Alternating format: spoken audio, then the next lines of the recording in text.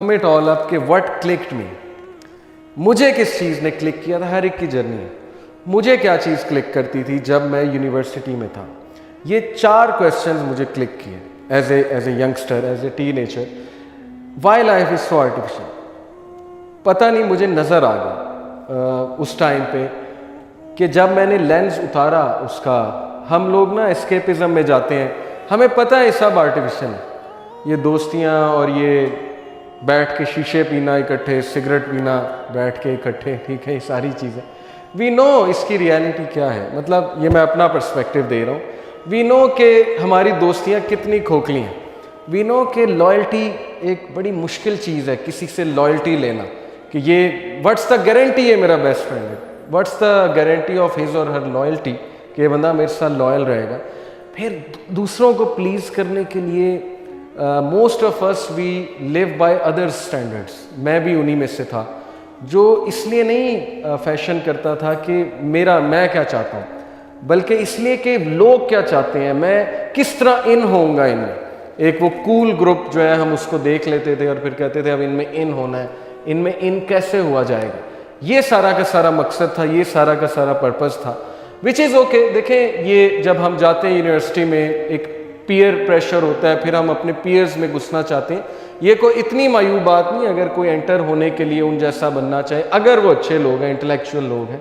लेकिन मैं यहाँ बात कर रहा हूँ आर्टिफिशियल लाइफ की। तो पहली चीज़ मुझे क्लिक की कि ये सब आर्टिफिशियल है, हमारे एथिक्स आर्टिफिशियल है, all are ethics are artificial. हम उसके साथ अच्छे होते हैं जो हमारे साथ अच्छा है, उसके साथ अच्छे हैं जो हमें फ़ायदा दे सकता है, जो हमें फ़ायदा नहीं दे सकता हम उसको मुँह भी नहीं लगाते।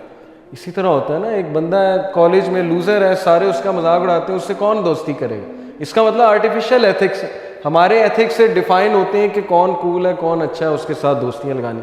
ये सब मैं देख रहा था अपने इर्द गिर्द उस टाइम पे। फिर एम आई हैप्पी, ये बड़ा एक वैलिड क्वेश्चन है। एम आई रियली हैप्पी, क्या मैं हैप्पी हूँ ये सब कुछ करके, मुझे खुशी मिल रही है, सुकून मिल रहा है। तो ये मैं सोचता था, ये सवाल मैं सोचता था। Do I really want to live the way I am living, क्या मैं ऐसे ही ज़िंदगी गुजारना चाहता हूँ जैसे मैं गुजार रहा हूँ। इसी तरह आर्टिफिशियल चलेगा सब कुछ, इसी तरह लोगों को खुश करके ज़िंदगी गुजरेगी। व्हाट्स मिसिंग, वो मिसिंग इंग्रेडिएंट मैं ढूंढने की कोशिश करता था। Can I really gain the pleasure of people, क्या मैं वाकई लोगों का प्लेजर ले सकूँगा, क्या लोगों पे मैं इतना डिपेंडेंट हो जाऊँगा कि वो मेरी लाइफ को डायरेक्ट करेंगे, वगैरह वगैरह, ऑल दीज थिंग। दोस्तियों के लिए हम माँ बाप को भी धोखा दे देते थे। ये क्या है, आर्टिफिशियल पन है ना। और क्या है, टीनेज में इसका मतलब कि उनका प्लेजर हमारे लिए ज़्यादा इंपॉर्टेंट है। आज मुझे पता ही नहीं उन दोस्तों का, पता नहीं कहाँ है वो दोस्त जिनके लिए माँ बाप को धोखे दिए हुए ग्रेड 7, 8 ओ लेवल में। मुझे पता ही नहीं वो आज दोस्त कहाँ है, ना उन्हें पता है मैं कहाँ हूँ, कहाँ गई वो दोस्तियाँ, लेकिन माँ बाप अभी तक यहाँ। ओके, ये सारी आर्टिफिशियल चीज़ें, इसलिए ये चीज़ें मुझे बहुत क्लिक करती थी।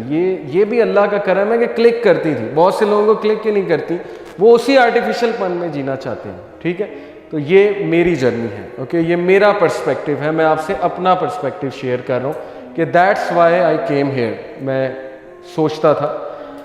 अब आते हैं कि पर्पज़ की क्या अहमियत है।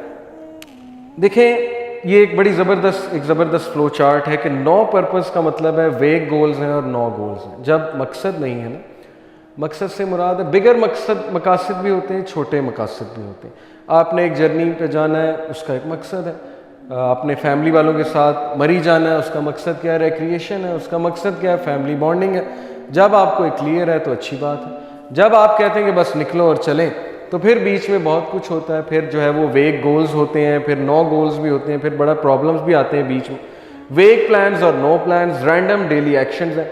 एक बंदे का मकसद ही कोई नहीं, वो सुबह रैंडम डेली एक्शंस करेगा। मतलब जो उसका दिल किया वो कर लेगा, जो दिल नहीं करेगा वो नहीं करेगा, सीधी सी बात है। प्रोक्रेस्टिनेशन बहुत ज़्यादा। प्रोक्रेस्टिनेशन का मतलब है कि बस बैठे रहना, लेज़ी होना, सोचते रहना, लेकिन करना कुछ ना, एक्शन कोई नहीं। और constantly busy with others agenda, ये है वो चीज़ जो मुझे क्लिक की कि क्या मैं अपने एजेंडा के मुताबिक लाइफ गुजार रहा हूँ या अदर्स के एजेंडा के मुताबिक लाइफ गुजार रहा हूँ। ये बहुत इंपॉर्टेंट बात है। अगर अदर्स के मुताबिक गुजार रहा हूँ तो इससे बेहतर ये नहीं कि अल्लाह के एजेंडे के मुताबिक गुजार रहा हूँ। किसी के एजेंडा के मुताबिक तो गुजारनी है ना, या वो एजेंडा मेरा नफ्स है, या वो एजेंडा मेरे दोस्त हैं, या उनका एजेंडा है, या टीवी का एजेंडा है, या मूवीज़ का एजेंडा है, या अल्लाह का एजेंडा है। तो खैर ये है 9 पर्पज़। क्लियर पर्पज़ जब होता है तो क्लियर गोल्स होते हैं। क्लियर प्लान्स होते हैं, क्लियर डेली एक्शंस होते हैं। तो पर्पस को थोड़ा सा अंडरस्टैंड करते हैं कि पर्पस होता क्या है। अक्सर मैं एक मिसाल देता हूँ, मैंने आपको पहले भी दी। जहाज़ में हमें कोई बिठा दे और कहे कि चलो चढ़ो जी जहाज़ में, हमें पता ही नहीं हम कहाँ जा रहे हैं, और वो आपको ये भी कहे कि जी 10 घंटे की फ़्लाइट है और जो खाना है खाओ मौज करो, लेकिन 10 घंटे बाद जहाज़ क्रैश हो जाएगा और दैट्स इट, ख़त्म। तो उस जहाज़ पे कौन बैठना चाहेगा कि 10 घंटे की फ़्लाइट है और हमें खाने पीने का भी कहा जा रहा है, चलो एंजॉय करेंगे, लेकिन उसके बाद क्रैश हो जाएगा, इज़ दैट इट, कोई मंजिल नहीं है। तो वो पायलट के हाँ कोई मंजिल नहीं है। यही है एथिज्म का वर्ल्ड भी। आ जाओ हमारे जहाज़ पे चढ़ो, एंजॉय करो, कोई लॉज नहीं है, खाओ पियो ऐश करो पार्टी करो, कोई हलाल व हराम नहीं है, कुछ नहीं है, जो तुम्हारा दिल करता है करो। उसके बाद क्रैश है, उसके बाद मर जाना है, मरने के बाद क्या हमें नहीं पता, उसके बाद हमें नहीं पता है। तो क्या मंजिल है? मंजिल कोई नहीं। आ जाओ चढ़ो हमारे जहाज़ पे और let's solve world issues like poverty and unemployment and women issues and stuff. इस जहाज़ पे चढ़ के आओ, सॉल्व करते हैं। ये है नैरेटिव। और फिर जाहिर है ये पिक्चर भी मैं अक्सर दिखाता हूँ कि अगर आपको कोई एक फैक्ट्री में छोड़ दे और क्या find out what you have to do, जाओ घूमो फिरो देखो क्या करना है तुम्हें, और दूसरा सीईओ आपको कहे कि ये है तुम्हारी जॉब डिस्क्रिप्शन, ये करना, ऑब्वियसली पहले वाला बहुत टाइम ज़ाया करेगा। शायद मिल जाए शायद ना मिले, जैसे वेस्ट एक्सपेरिमेंटेशन में लगा हुआ है अभी तक, कम्युनिज्म, सोशलिज्म, कैपिटलिज्म, ठीक है ना, इज़म्स एंड स्किज़म्स की जंग अभी तक चल रही है। वेस्ट की खैर एक स्ट्रगल है, ठीक है, उस स्ट्रगल को मैं थोड़ा अप्रिशिएट भी करता हूँ, हर चीज़ बुरी नहीं है वहाँ। अगर उन्होंने बहुत सी चीज़ें, फ्रीडम ऑफ स्पीच एक अच्छी चीज़ है, ठीक है, फ्रीडम ऑफ थॉट एक अच्छी चीज़ है, उनके लिए इस तरह अच्छी है कि उनको ऑपरेशन बहुत मिली है चर्च की तरफ से, ठीक है, इसीलिए वो कम्युनिज्म की तरफ आ गए ना। कि मार्क्सिज्म क्यों उन्हें पसंद आया कि ये तो इक्वालिटी की बात कर रहा है, ये तो freedom of thought, freedom of speech की बात कर रहा है, तो उनकी एक स्ट्रगल है, उसके मुताबिक वो यहाँ पर आए हैं। लेकिन अल्लाह ने बना बनाया सिस्टम मुसलमानों को दे दिए।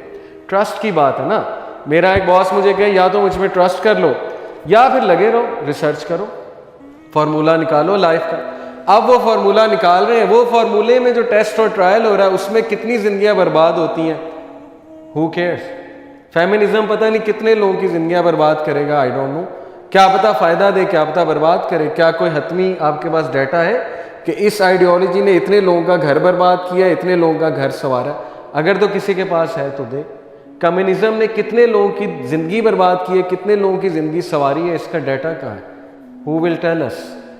अल्लाह कह रहा है कि मुझ पर ट्रस्ट कर लो, मैंने अपने नबियों को भेजा है, मैंने एक फार्मूला दिया, उसे अप्लाई तो करो। उसे अप्लाई किए बगैर ये कहना कि ये एक्सट्रीमिज्म है, ये टेररिज्म है, क्वेश्चंस रेज करना, एक चीज़ को अप्लाई किए बगैर उस पर क्वेश्चंस रेज करना, आई डोंट थिंक सो एक स्मार्ट अप्रोच है। ओके, अप्लाई तो करें ना। ट्रस्ट आहिस्ता आहिस्ता आता है, गैब पर ईमान लाना वो हमने करना ही करना।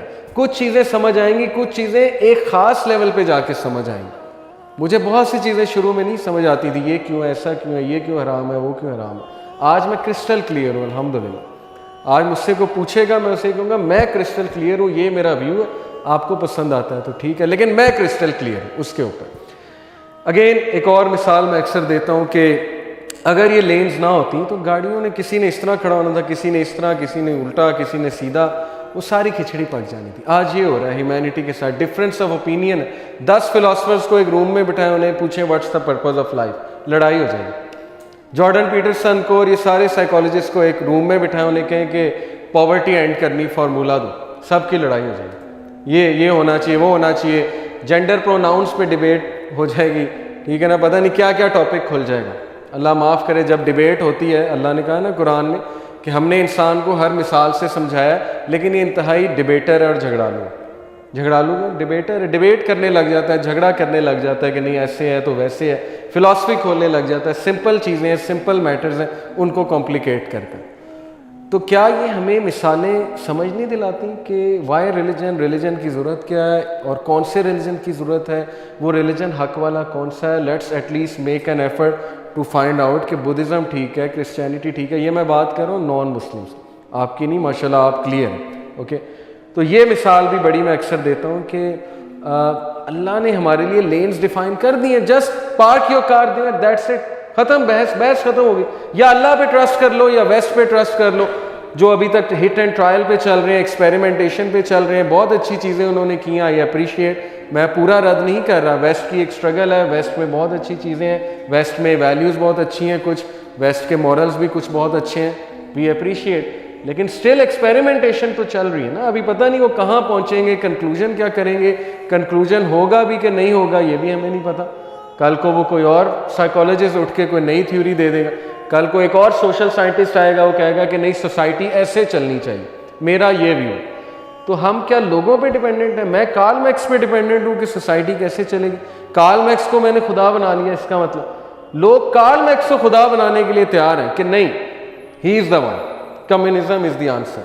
लेकिन इस्लाम को और अल्लाह को खुदा मानने के लिए तैयार नहीं, अल्लाह सुब्हानहू व तआला को वो गॉड मानने के लिए तैयार नहीं, वो अल्लाह पे ट्रस्ट करने के लिए तैयार नहीं।